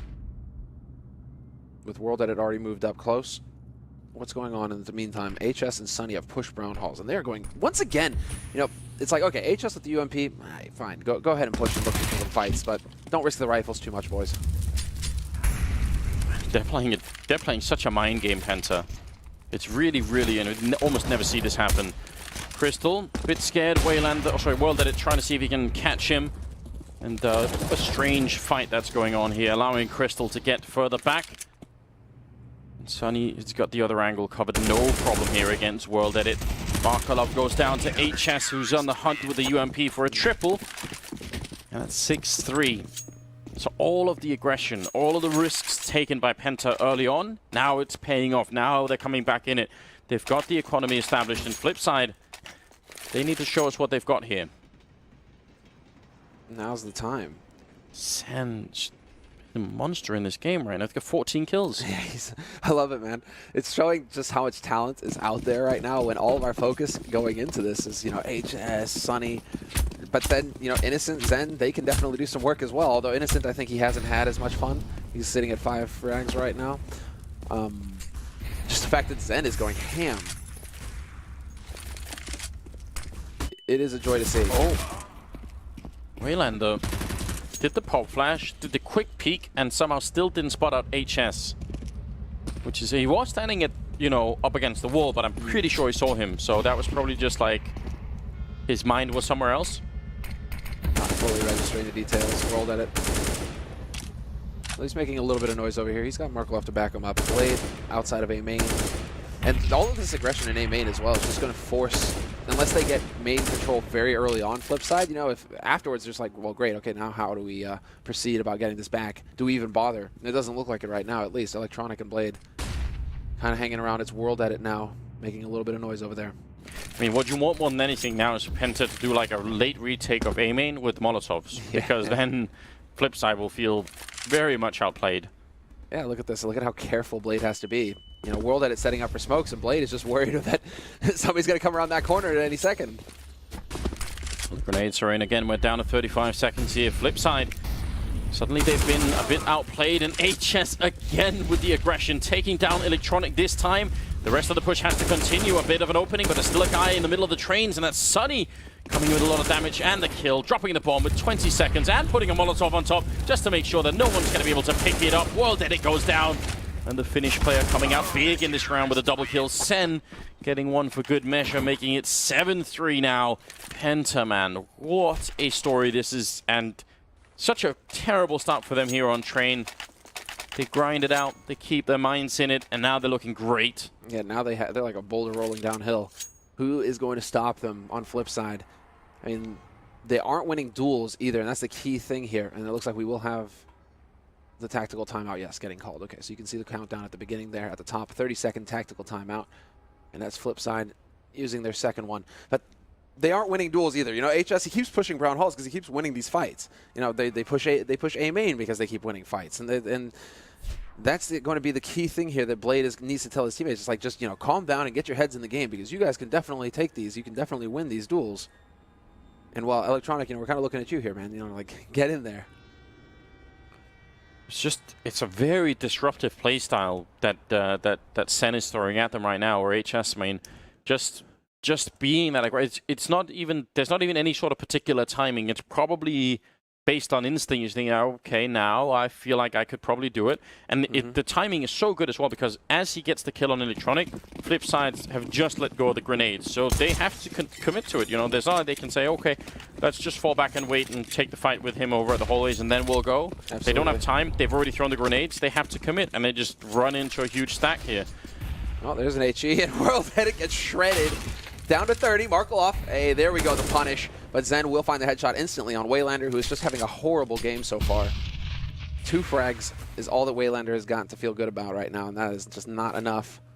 But Markle off, that's what we're talking about. Finds the duel, punishes HS for the aggression, and may kind of teach HS to play a little bit safer in the future. That's what you're looking for. 7-3 for Penta. And Electronic going to be taken out. Well, did it in Blade. Just hoping for a couple of kills. Blade making quite a bit of noise, so no issue for Sunny at all. The crouching headshots coming in. 8-3, ladies and gentlemen. Penta halfway there. Just need another 8 rounds, and they'll be able to knock Flipside out of the tournament and continue on themselves for all of these 1-2 games. One of the hard parts is you play this early game, you survive, then you've got to take a long stretch, wait for every other game to finish, and then you play the final game, which is going to be at the end of the day. And I can't even imagine what the wait must feel like for Cloud9 right now. How do you calm down? Hey, you got to calm down because you need to take a nap at some point during that whole stretch of time. You have to be able to just sack out for a while and regain some energy. Oh, that was close. Crystal right on the edge. But now they actually have Brown Hall's control here. And so Penta, at least they have this to work with. Now they're working towards getting that alley control. They've got World Edit set up with the angle, at least forcing that one smoke out of Penta. They're showing some very good nade discipline here, though, Penta, I have to say. Not overcommitting with everything too early on into the round. But again, yeah. HS moving into main. They're just so aggressive. And very flip side, no. They've heard the grenades and everything, but just it causes them to have to worry so much about that one point on the map. Instead of playing their own game, they're playing Penta's game. You're absolutely right. I mean, and well, they are playing their game in the sense that it is super slow from Flipside. Really kind of want to see that early execute, just right out the gates, really shift it up on Penta, because Penta aren't throwing too many anti-rush nades here. And there we go. Sunny's going to find the one. Blade is just like, what in the hell is this? But there is the pop dog control there that's playing into Flipside's favor. 3-on-3 situation now going into the A site. Innocent could be the one to break this round. The bomb will be going down with 20 seconds left, but can he catch Electronic? There's the one kill. His position is so good, and a second kill as well, taking down Blade, and now World Edit has to fight it once again to try and clutch it here. He's got the one kill, but AWP, they're getting real close, and did they hear the scope? They certainly did. Crystal will get the kill in the end with a deagle, so that was all Innocent. He could maybe even have stopped the bomb plant if he was really quick about it, but he did everything he needed to then. It's very well done. 9-3. And Flipside they're not having a good time right now. This is tough. Lost the last 6 rounds in a row. Yeah, it's the lockdown now for Penta because they just have the money to keep rebuying. Zen has got 10 grand in the bank. They all of a sudden it's just they lack for nothing on the CT side of Train, and that's when you are obviously at your most dangerous. Whereas Flipside, I don't think that they're able to really adjust so much to this all-out aggression. They keep getting caught by it.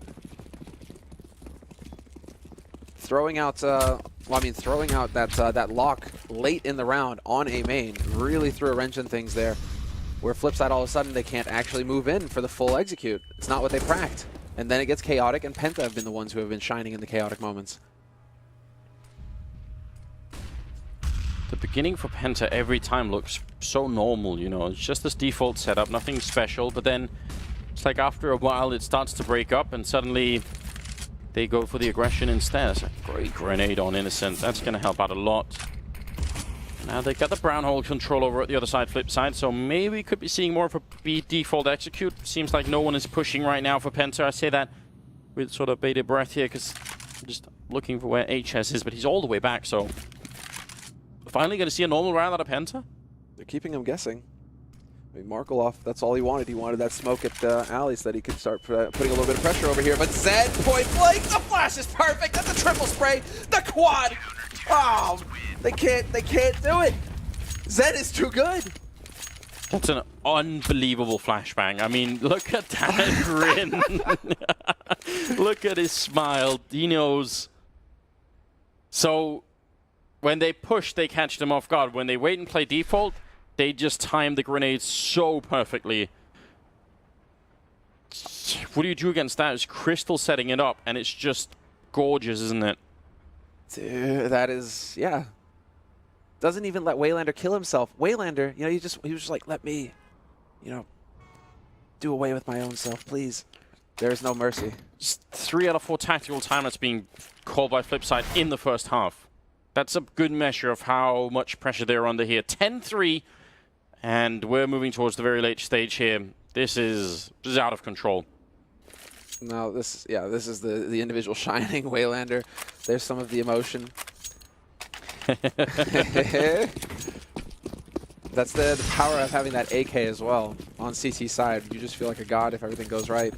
It's 10-3, and another round half buy coming in here from Flipside. So very solid nade count. Makes you think execute, but they are a little light on the Kevlar just to make sure that they can get a full buy in the 15th round. And look at this is Blade's reaction is basically, okay, just sit and hold angles then if they're gonna push us. And they have pushed. Penta have pushed when it's been eco rounds for Flipside. They haven't shown much respect.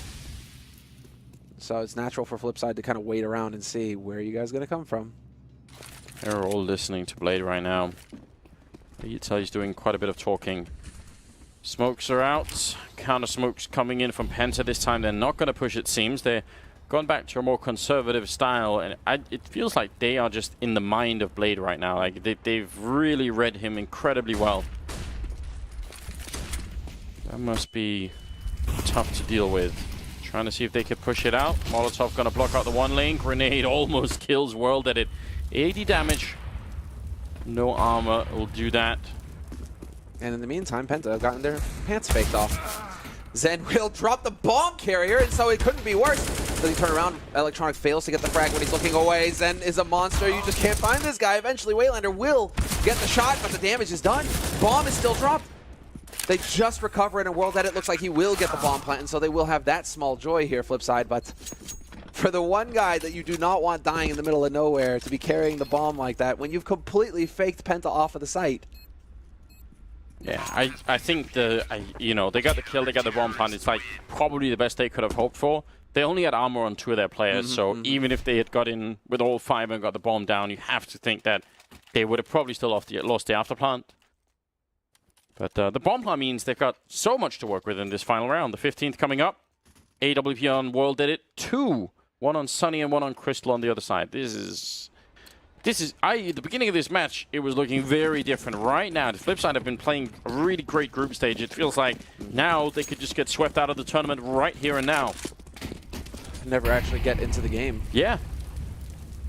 And a double op to change it with a Scar 20 at the end. And so now Flipside are not going to know what to expect because they definitely have not seen this yet. And so HS, aggressive as always, and this time for once Flipside actually have a main, and they're going to leave Blade lurking behind, so we'll see if that pays off for him. Innocent waiting down by Ivy. Put along your trust here on Sen, who's got the auto sniper as well. I missed that for a moment, so yeah, he can cover the B-bomb side quite a bit, at least certainly cover upper if they try and smoke and sort of run out. That probably won't work well against the auto sniper. Well, did it. Can he put the AWP into play? Find the opening kill. Flipside have just been so hard counted in this first half. We've been talking a lot about how badly people are playing on CT side lately. Not Penta. No, they have definitely shown what they're capable of here. They're making a statement. Now they continue to stay alive. There are no entries here for Flipside, so they eventually just have to go. Decide, right, well, we need to actually get onto this side at some point, even if we don't find a kill. Crystal's got this angle with the AWP as well. This could get nasty. Yep, Markelov is gone. Trying to guess it, but complete off angle. Can't get shut down from main either. Sunny creeping in with the AK. Waylander finally gets one return kill, and World Dead will pick up HS, so a little bit going their way. Sunny caught sleeping for the moment. Electronic with the kill, and World Dead it to pick up Innocent, so a glimmer of hope here. Sen, the last one left with the auto sniper, and he's going to go down to Electronic, swapping out the weapons in the middle of that fight. 11-4 for the first half here. A remarkable job done by Penta. Sen ending up at, what, 22 kills in one half? My God. It's unbelievable. Yeah, this is quite the performance from him with the quad round as well. Just throw him in for spice. Looks like these guys aren't wasting much time either. We're waiting on one last player here to confirm the second half launch. What are we going to see out of Penta or out of Flipside? Molotov picked up on Waylander. That's kind of interesting. On the CT side, don't always see that. No, because it might eliminate the option for a kit here unless Blade decides to go for it. Or Markelov. You have to think that he's going to want to get that kit because that bomb in the B bomb side is usually likely. Yeah. Yeah, there it is. But Double no flash smoke. Kit. I like it. No smoke though. Yeah, you're right. No smoke, and there is a Molotov on Crystal. Well, it looks like Penta are at least making a bit of noise here in main. HS happily strafing back and forth. Everything is on the line here of your Flipside. This round, you have to win.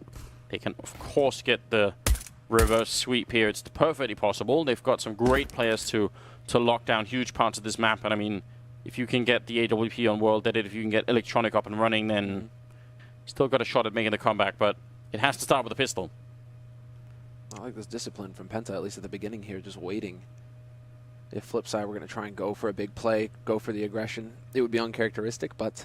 What are the odds that Waylander can just put down the Molotov perfect timing as the bomb is being planted in B? He's in the right position for it. That'd be very interesting. Let's see if we can get a camera shot of that. Down to 55 seconds.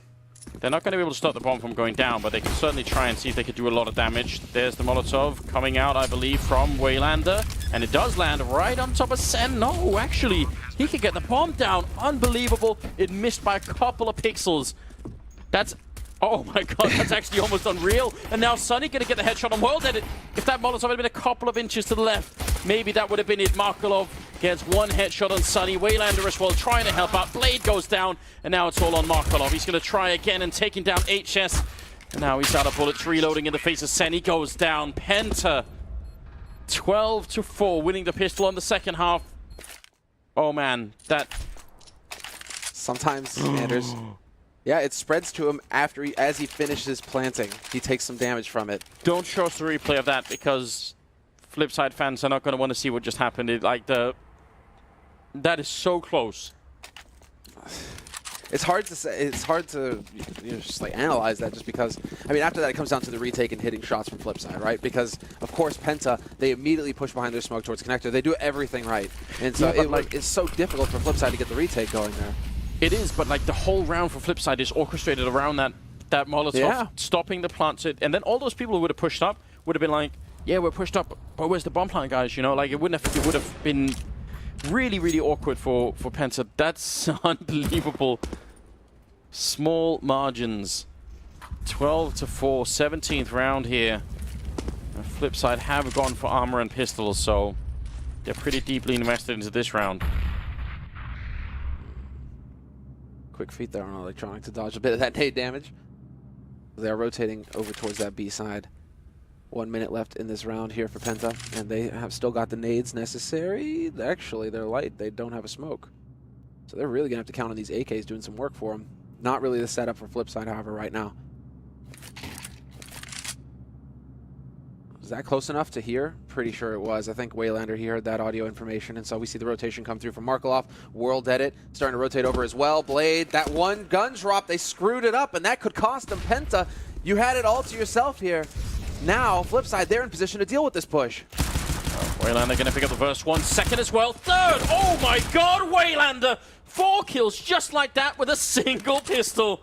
They definitely messed that up, and now Crystal coming down the ramp in a 1 versus 3. Waylander going for the clutch.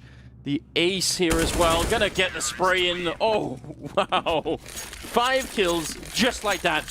One of the best aces I think we've seen so far in the group stage here. I can't believe it. They didn't fully check the corners. Well, they didn't use quite enough grenades either. There you go, Anders. You know, they did the pistol round. The luck went to Penta. Yeah. This time around, it's Flipside. Just dropping 1 gun. That's all it took. It's all right, Waylander. You can celebrate more now. That was all you. That is true, though. You know, it's just like you seem to see him really show a lot of frustration much more often than like, oh yeah, I really did something great, guys. You know, a lot of shouting. Not so much. Waylander, it's all right. You get an ace. You're good. Let's see now what they've got in store for us here. The flash is ready, and it's just going to be the cascade off of upper straight onto the B site. They're looking to get that bomb plant. Markelov is in position to pin them to the wall like butterflies, and we'll see if he does. Yep, sure enough. Waylander continuing as well, getting a little bit. Crystal not going to get the bomb plant. That's a great push. That's very important then. Worth it. The big question here is, I mean, it's almost too good to be true, but what if that ace sparks the comeback for Flipside? Like, Penta will never forgive themselves. Absolutely not. They're definitely going to be frustrated with the fact that they have to go for another round of eco here. Had they got the bomb plant, looking at a different story. But now, Penta, it's more pistols and another chance. The timeout has been voted in, however. So I'm curious to see who actually went for it here. It's the 4th timeout for Flipside. 4th timeout for Flipside. That's big. From Blade as well. Now, this early on in the second half for Flipside to call it for the tactical timeout? He just wants them to make sure that they don't lose to the Deagles and Tech 9s in the next round. Wants to make sure that they don't mess anything. Everyone's got their heart rates back down again. Surely it has to be that kind of play. Popularized a bit by Astralis. Trying to calm it down after a big round. 12-6. And I don't even know how this is going to play out. Such a great half for Penta. Great start to the second half as well, and then disaster strikes. Let's see if they can recover. Penta were struggling economic early on their CT. They didn't have a lot of money, but eventually they managed to build it over time, and that was enough for them to keep winning the rounds. You can see Flipside's economy is still not all that great, so even the Tech 9s and the couple of Deagles here could do a lot of damage to Flipside. Well, Waylander and Markelov both holding pretty close here, so they will be at risk, these pistols, unless they decide to back off a little bit and change it up. What a nade! Perfect onto Sunny and Zen. The only 2 people with armor, admittedly, that would have probably killed Sunny if he didn't have armor, but let's just see. Grenades raining in. They're very soft coming into the bomb site. Bomb has been spotted already. And Waylander is loving every second of this. Heading the stands, getting all the good kills in. It's going to be a 3rd one for him as well. Putting him up at 16 kills. So he should be pretty happy about what's going on right now. Revitalized, considering he was below, like, what, halfway, 3/4 of the way through the first half. He was at 2 frags. Yeah. So he has definitely come back into this fight. Eco frags or feel-good frags, that's for sure. But 12-7, still a 5-round lead here for Penta. And now, after those rounds of eco, Crystal will have his AWP. Going glass cannon for the nades. Interesting choice here. Yeah, on train there are a lot of places where you easily get grenaded and shut down without the armor, so hopefully that won't be something for Crystal. Right now he's in a good position to just cover anything. Oh, good wallbang shot coming out. Careful now. Really nice. Great damage onto HS. Now he's at risk. When facing those M4s, that one-shot headshot is possible. And once again, they're grouped up. outside of B. Are we going to see that HE? I would love to see that HE once again. Just back to back, chuck it in. Yeah, he has to be on top of the train, doesn't he? Markelov down on the low ground would be good. Looks like it's going to be a very explosive round here. Almost no time for them to adjust. Markelov goes down. HS getting revenge for the wallbang earlier, and Waylander going to be going down. Man, that's a lot of speed behind that push. Crystal takes down Electronic, and now it's time for Flipside to pack it up and just fight another round. World not sure why he's still doing this. Oh no, HS with a bit of a 1G moment. Yeah, himself. Straight up. Summit's here in spirit, boys. Yeah. Wait, what? Have they changed their minds? This is madness. I still think this is madness. Going for the retake this late. Not sure I'm quite buying it. World Edit gonna get caught. They lose both the rifles. And Blade hasn't got much money at all. Electronic could drop an op. This is one of those rounds where Blade told him to fall back and his team were like, nah, I'm not gonna do that. Hey, because you're letting Penta get up to 13, right? So you have to be willing and able to just back off. And so Electronic, he had the money for the AWP drops, so World Edit will get that. Blade goes for the UMP. And so this is it, the all or nothing moment for Flipside Tactics. But what an explosive execute onto that B site from Penta. Really well thought out, no fear at all. HS just charging around the corner and looking for that first duel, but then all the Molotovs and flashes in as well. It's very clean stuff. Yeah, it's incredibly smoothly done. And Sunny with a flash headshot will be taken down by Electronic in return. But yeah, the whole key about that last round is they throw the smokes first, then they throw the flashbangs before the smokes even bloom, and then they just go. So it's so fast. Sen gonna get picked up by Waylander. So they're bringing it back. Waylander. Fighting fire with fire. Waking up, for sure, waking up. That was big. Taste their own medicine, Semler. Zen zone medicine. When I was like, you thought that this was your turf, the B site? No, no, no. Allow me to play aggressive and demonstrate why this is my bomb site. I mean, now it's down to the 3 players here, and it looks like they're just going to elect to group up, go out through A main. Oh my god. Oh, that's unfortunate. HS. Oh, the timings, how they work out sometimes. 50 seconds, though. There's still time here for Penta. Near panic mode. He hasn't reloaded the gun yet. That's worth keeping an eye on, because 14 bullets is not a lot on this M4A1. See if he gets a chance to. He's so hyper-focused right now, and they're falling back with 30 seconds, 35. It can be done, and there's only one person covering the other side, which is Waylander, and he's very far back. This could be a straight plant here for Penta, although the rotation is starting to occur. Yeah, Flipside gonna have to go for a retake here. This is a great call very late in the game. Waylander gets a shot on HS, but Crystal and Innocent, they've got a Molotov. They've got a bit of time. Can they get back up? I think Innocent, oh, they both get picked at the same time. Innocent, I think, was trying to relocate himself up to get that sneaky Molotov in, but it will be Flipside winning it 13-8. I don't know how much more my heart can handle, Semler. These games are too intense. Yeah, this is back and forth. And when you know what's on the line as well, it is painful. When it doesn't go one way or the other, right? You're just sitting here like, oh. Flipside. I mean, we had that with Mouse Sports in the first game of the day versus Cloud9. Cloud9 on train, CT side, just really got the impenetrable defense up. And while here we're seeing it just back and forth. Flipside, of course, they refuse to say die. They never do. This is a quality of this team. No matter what, they just battle. Can I make a suggestion? Go for it. What if you've got the open Markelov? I know I've said this before. Yeah, okay. How's it going to be different this time? It's going to work. I'm telling you. It's going to have to work. I mean, well, how about like if World Edit actually just goes into Super Saiyan again? That might be the preferable option. What is he sitting at right now, frag-wise? He's at 13. He's not doing too badly, actually. But, yeah, a couple of good rounds out of him. We know that he has it. We know he can do it. He'll do much better than he's doing right now. Looking like another setup maybe for A. Could be. Down pop with the bomb as well. Sen setting up for a smoke that's going to land on the right-hand side of the bomb carriage. And there comes the other one from the other side. Creating the wall that we all love to see. Electronic, though, is on top of it. Guarding it for the moment. The bomb is going down right in front. And a lot of grenades. You're not able to deny it. So great job on Penta. Well done. Yeah. This is I mean, out of an eco round, this is excellent for them. Bomb is planted and ticking. Sunny with that AK finds one kill. Nearly the second as well. World Edit had a chance. And now all they do is just sit and wait. Penta don't have to show. This is all on Flipside now to make it happen, and Waylander checking. It looks like Innocent realizes he's close, and Waylander, life just got a little bit more difficult for him. Oh no, Flipside. They're losing control. Sunny with another one.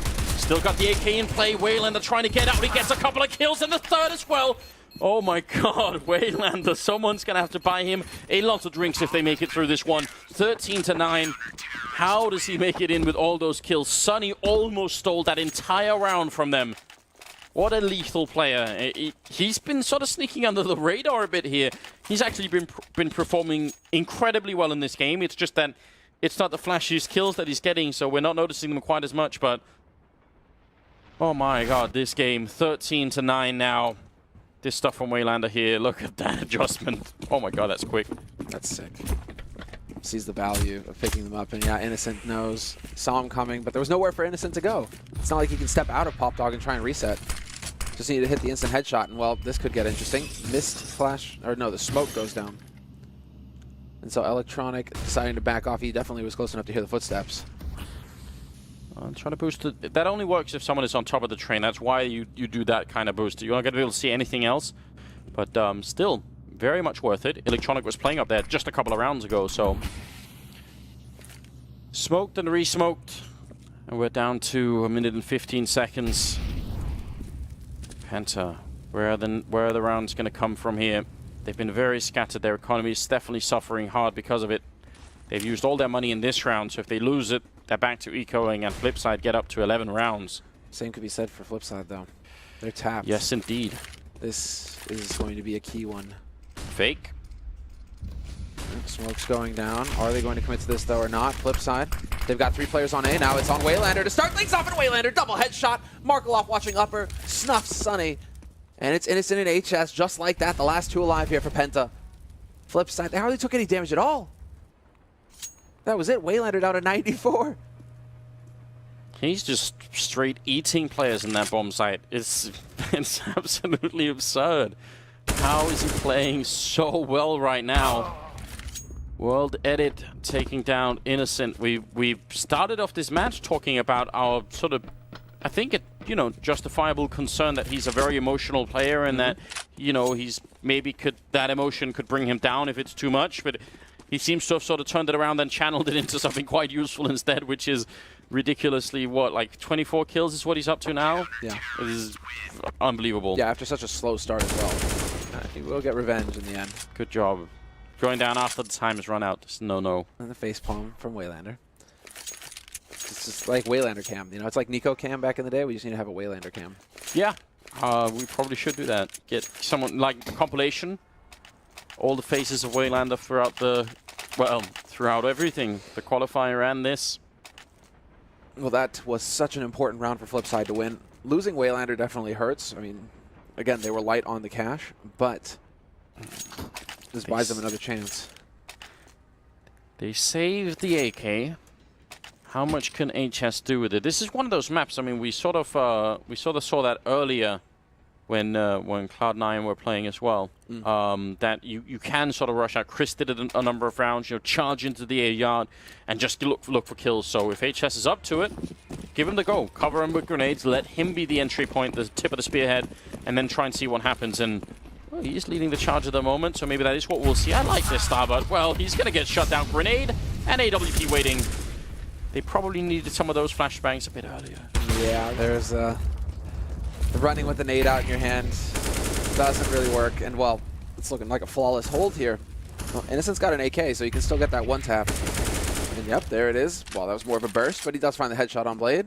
Spots the man on train, and he's not going to hit it. Electronic with the pre-fire. Drops him, and it's going to be 13-11 Flipside into the double digits now. 2 rounds away from tying this up, and they are on the CT side. And well, this is just fine if you're Blade. Waylander and Blade taking a hit, but the 3 others actually generating some bank. Just worth pointing out as well, Flipside don't have any more timeouts to call. They've already used all of them. So this has to work from here on out. Like, they can't make any more, or they can make adjustments, but they can't do the timeout to talk about it, which is important. They can't cool the team down. If something starts to go wrong, it's going to go wrong all the way. So Penta 3 more rounds is what they need to knock Flipside out of this. They've done all the work. They've done so much work in the first half. You think it's just at the edge, but they can't find the opening in the second half, and maybe a bit of a run boost to try and dodge anyone waiting, which, well, that it is. Can he get the shot if they jog across? All right. Spotted him. Yeah. That's a smoke that's gone very early on. Waylander would have loved to, or World Edit rather, would have loved to hold on to that a bit longer, but instead, the alley smoke has been forced, and so that's some information to work with there for Penta.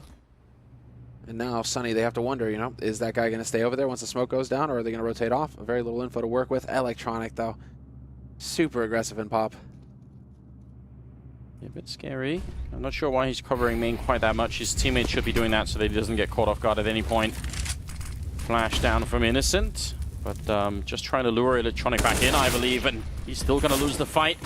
Blade here to cover it up. Now 40 seconds left. The bomb is making its way out onto the site. Sen, we haven't seen so much out of him in the second half, but he's going to pick up a kill there. Gets shut down from Electronic, who finds the second kill of the round. Now it's 4 versus 3, and just 30 seconds left. And World Edit, he's weirdly out of the open, but they can't get to him in time. He's going to get the kill on Sunny instead, looking for a second.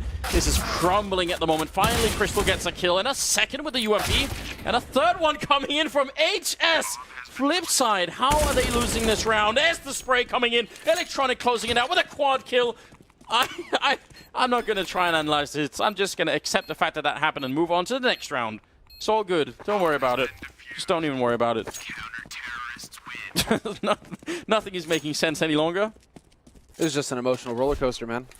As soon as World Edit gets the first kill on Ivy, the round is over for Penta. Like, there's nothing more that they need to do. All Flipside have to do is say, well, there's almost no time. They have to get the bomb on A. We've got 4 people alive, so let's just wait until they try and put the bomb down and win the round. No problem. But... wow, catching Zen as well. And then this spray to end it with, like, please, please. Yes. So my close. thoughts exactly. So close. But they do, because of the bomb plant, have money to keep the pressure up here, Penta. They're starting to lose enough rounds in a row where that loss bonus is getting big. But they still have to figure out a way to actually break through here. I'm sure that they felt like they had that round won. 2 versus 1 in the end, bomb planted and ticking, and yet still they aren't able to make it happen. 13-12. They saved the AWP for World Edit as well. That round is just... It's just chaos again. But Electronic, this time he emerges victorious. It's such an absurd round that I have to giggle a little bit. It's too much for me to handle. I can't handle it any longer. 13-12. 26th round is about to commence here. Flashbang, horrible pop flash in every single way. Yep. Not pretty. The thing is, though, that Blade is now going to be over here to set up a crossfire. World Edit has been boosted in connector, and there you go. Sure enough, he catches Crystal easily enough. Now the push begins, however, and they're just going to slade Electronic with 2. He continues his reign of terror. Blade is there as well. And it's on Sunny. And, well, he's smoked off an alley. This is no fun at all. Stick a headshot fight there. Does drop Markolov and gets the kill of World Edit through the smokes. Not bad, Sunny. You wish the round would have started like this, then it would have been just perfect. The one thing you don't want to have to consider right now if you're Penta is the idea that Electronic is coming alive, because he's one of the biggest stars, one of the biggest talents in the region right now, up and coming in. He was gone for a while here. He's looking for Sunny. Still don't check that spot. HS got a similar kill a couple of rounds ago, so he'll save the gun at least. But it's tied up now. It's 13-13. Flipside. This comeback is just legendary right now in the group stage of a major tournament. Don't make the mistake of confusing this with some online game that, you know, we've seen comeback. No. The pressure is so high right now. If you lose, if you make any mistake now, you get knocked out of the tournament. Everything is riding on this. I can't believe what we're seeing. Yeah, I mean, not only that, Penta won the second half pistol. They win the second half pistol and yet are still this deep in it. Yeah, they finish with 11 rounds in the first half, and now, towards the end of the game, they've only managed to scratch their way up to 13. Deep breath on everybody here. Deep breath. Yeah, and I'm pretty sure that's what Crystal's got to be telling his mates as well. You know, like, focus up. This is something that we can do. We're going to go for the half buy here. I like it. Great nade count. I have to point this out. They've made this comeback with Blade dropping 5 kills in the whole game. Yeah. How does that work? I mean, I think the key here is Waylander. Because if it continued being Waylander, also having an off game, then Penta are winning this. But Waylander has just saved them so many times now. We had teams in 1.6 that had incredible tactical leaders and then just superstars to rain them out. People said that style was dead in Global Offensive. People said that can't come back. Now it's all about having almost all stars and you need everyone to be able to frag and everything. I mean, Blade is making a case that, no, I'll just command these troops and they're quite good and that'll be enough. Now the flashbangs are in. Waylander again on the B-bomb side. A rock. Can they finally break him? He gets the 3rd headshot as well, taking down Sunny. And it's all falling to pieces. Electronic with 1 and the final kill here on Crystal, just a couple of seconds away. He's out of bullets and he's going to go down to World Dead. That's 14-13. Flipside finally take the round lead. They're 2 rounds away from making a legendary comeback here and knocking Penta out of the tournament. What on earth? They need to start really clearing spools. Like, I can't believe that Waylander just keeps sitting behind coils and getting double sprays every single time. Penta, they're neglecting to shut that position down or at least keep an eye on it. And so that's really costing them here. 13-14. Flipside now in the lead. Still not much bank to speak of, but we're getting down to that point now where this is just gonna be about the rounds. Crystal's got his AWP though, and it's looking like they might head back over towards that B site, and we'll see. For Penta, is it going to be successful? Because Waylander continues to lurk here, and he has changed up his position as well, Waylander. He's a bit more drawn back, but he's got the backup of Markolov over there as well. They have 2 Molotovs, so they can cause a lot of damage to Penta if they try and get in to get the bomb down and forget about the smoke. Great flash combination. Now they're on the bomb site.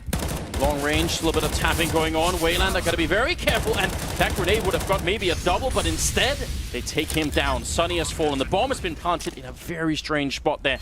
That could be a problem later on. Were they not able to plant it? Yeah, they've got to communicate that. You're right. 4 on 4 now.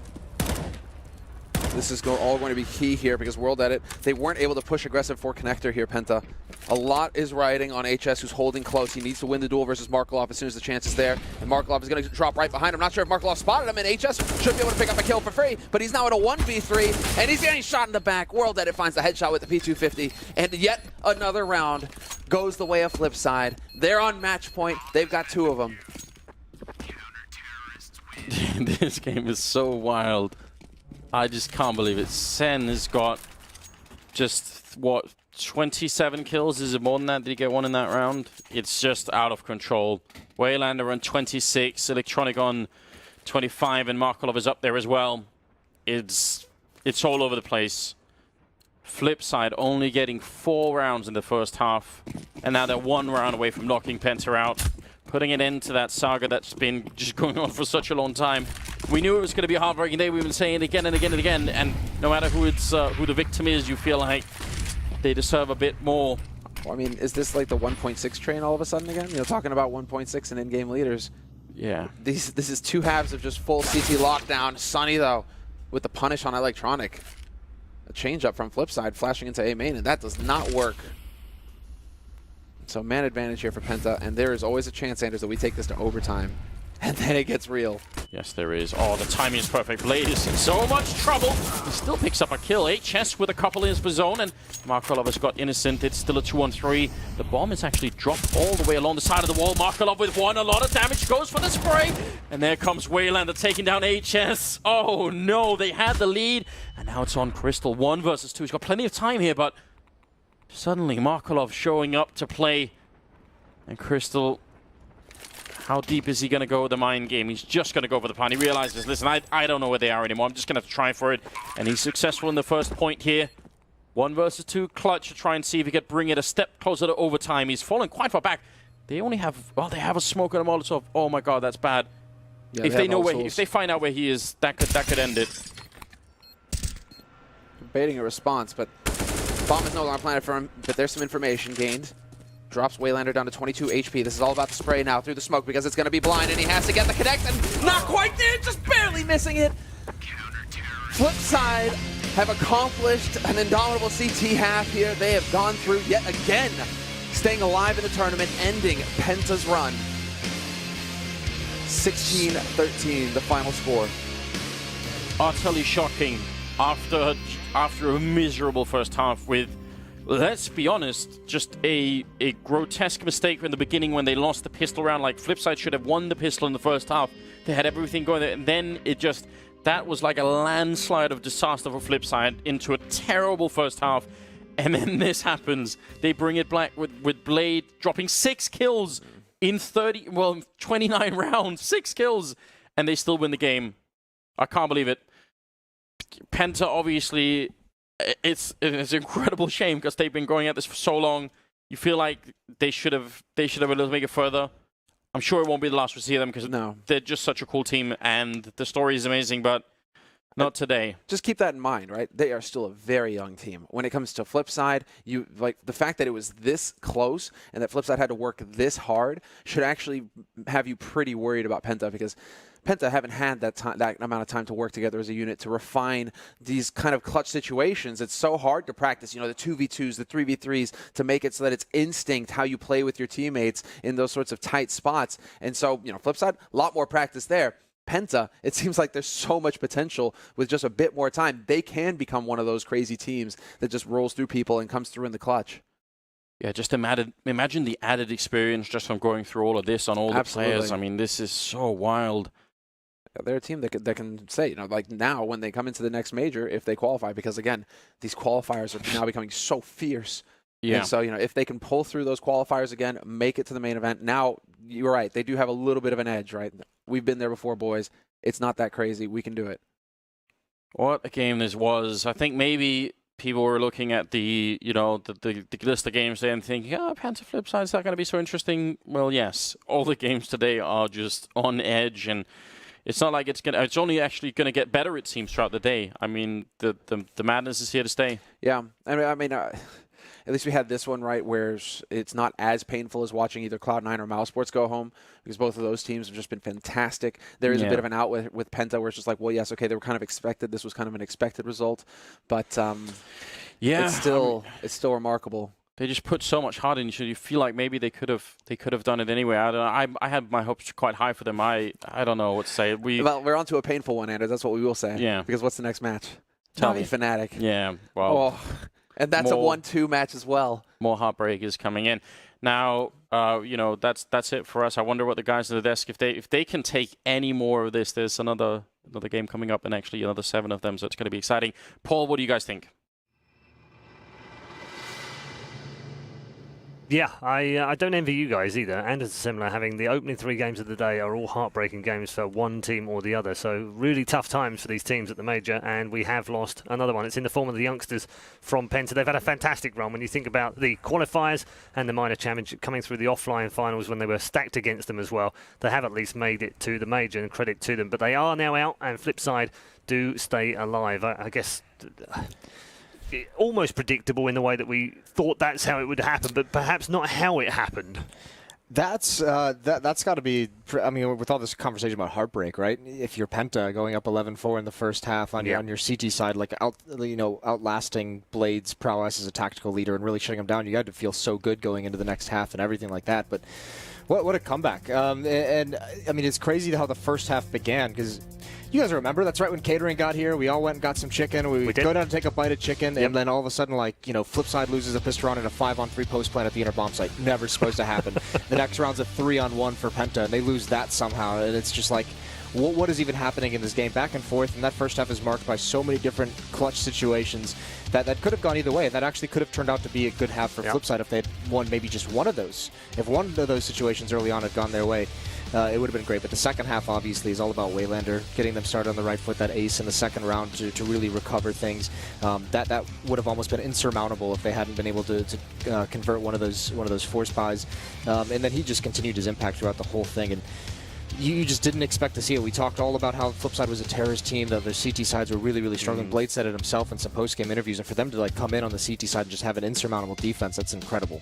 Yeah, I think Penta put a lot of focus on Flipside's T side, actually. If you look at it, they had really good CT side overall. They knew that Flipside likes to play it slow. They saved a lot of smokes and a lot of utility for later stages in the round. We saw again and again that Flipside just were stuck at 30 seconds left on the round. And it's like, well, here's one more smoke coming in from Penta, just blocking off the choke point. So Flipside really did not have a great game. I think overall, if you look at it, they were just red completely, right? And I think for Penta's sake, they put a lot of emphasis on, like, we need to make sure that we stop Flipside's T side. I think that maybe a little bit of time would have been also used to actually look into your T side, right? Because what Jason was saying in the beginning before we went live in this game is Penta likes to go B a lot, and Flipside were aware, and that's where Waylander was sitting, just waiting. And we did point that out, didn't we? That they can't keep using the same thing. You know, yeah, okay, it worked for 8 rounds in a row against Optic, but it got figured out. Yes, it worked again in the second match in the offline qualifier. Yes, it's worked here once already, but Blade's too smart for that. I mean, and on top of that, I just feel like it was mostly on Waylander, because on his T side, I think he ended on 4 kills on that whole T side. So and at the end of the game here, he ends on 28. So you just come to show, right, how much they went in there, because Waylander was just like 3 kills, an ace, 4 kill, same spot every single round as well. It's exactly the same spot. 2 points to that, Jason, is one, no coach here. And we mentioned that Nasu makes a big difference to this team, does help them out tremendously with things like that. And secondly, they still don't have a depth of strategies that they can go to after something doesn't work. Yeah, I think the bigger problem is, yes, all those things are factors, and obviously not having the coach here is a bit of a struggle, but I think the biggest thing is, I think they do have some of those tactics to fall back on, but they are all reliant on that inner hit working, right? Especially on a map like Train, you have to prove that the inner bomb site is a danger to be taken over when you're on the terrorist side. And if you have someone like Waylander, if a team has a great defense on that inner bomb site and shuts it down, and then all they have to do is worry about outside. There's no real fear of that inner hit coming in when Waylander's getting 3, 4, 5 kills every time you head that way. Then eventually you just start going back, and you know, just as a defender, you know that inner just isn't an option in their minds, just because you've been so dominant there. So there's no real platform for them to build that depth of tactics and kind of use it as a faking tool, as we've seen them do in the past. Let's bring Blade in. He's waiting patiently in the player area. Blade, good morning, or good afternoon as it is now. Congrats on another win. Thank you. How was that game for you? Well, it's kind of really tough. It's we never played before at this in the morning at this time. Right. It was really tough. We woke up, like, I slept like 4 hours studying this map, and we kind of woke up on the second side. We definitely woke up second half. We need it, and we did it. Yeah. On T side, we did like huge mistakes, especially on pistol. Players were like overconfident and tried to kill the guy who was headshotted, and eventually we lost this round. And after that, we start to argue a little, and some players start tilting. Yeah, it was kind of tough. Yeah, that's a rough thing to have to deal with. We're about to use like all our timeouts to stop this. Wow, that's incredible. That, right? Yeah. We saw you use a few of the timeouts as well. That was my question. In terms of the map, that was the map you thought this would go down to, was it? What again? Can you ask? You thought it would come down to Train through the vetoes? Oh, yeah. We knew it for sure that it would Train. Right. I love how smart that is. Why can't you tell me the lottery numbers for next weekend? I don't know, maybe 7 and 13. Okay, all right. I'm going to take you up on that. If it's 7-13, we're sharing it. We've got Moses and Fifth Laren alongside, gents. Yeah, what kind of game plan did you have on your T side coming into this game? Because it looked like when you guys were playing the other 2 days, you were playing very aggressive. It wasn't really a lot of strat heavy. It kind of looked like you were just had that to fall back to. Whereas for this game, it was a lot of strat heavy. It was a lot of rounds where it's only 30 seconds left. Penta puts down that smoke, and then you're essentially stuck, and you basically have to rush to try and execute the site. Was there any conversation coming into this game about that? Well, the plan was to start. We knew that they like to play 4A. It's like 70% of the rounds, like it's they're playing 4A and Zayn is playing B. But we knew that they can be smart and change it. So we tried to start from Ivy, and after that. We wanted to start to abuse B side, but we had some problems with communication. Some were tilting, and we lost. I think 2 times we lost players at the beginning of the round, and we couldn't successfully finish our game tactic, our plan. That's why we were a little bit nervous and confusing about that, and that's why we used timeouts. But usually when we can't have not so much to plant the bomb, not so much time to plant the bomb, we usually either nervous or some players like died and we need to change this player to do it perfectly. So actually I think that if we wouldn't lose the pistol and wouldn't lose the eco round when they pushed team it, I think we would successfully took our rounds and will be much confident on CT side. Can you talk a little bit about that confidence on the CT side? I know we had you on earlier in a win, and you had mentioned CT sides is like a big struggle for you guys. They haven't been that strong. You know, did you do anything specifically to change up the CT side to make it a little bit stronger? Was it just like a little bit of a motivational speech? Was there something tactically you changed on train for the defense? Well, basically motivation speech is always usual. It's like stop. Don't be nervous. Like we need to 3-4 rounds as much as possible. Then we can come back because the T side is too predictable. And I only afraid that they could add something new, something special. Like for example, they were pushing CT on CT. They were pushing team it with flash above our team it, and it was kind of exceptional. We didn't see it before. So the only thing that was in my mind that they can come back only if they will do something special, same as they did on city side.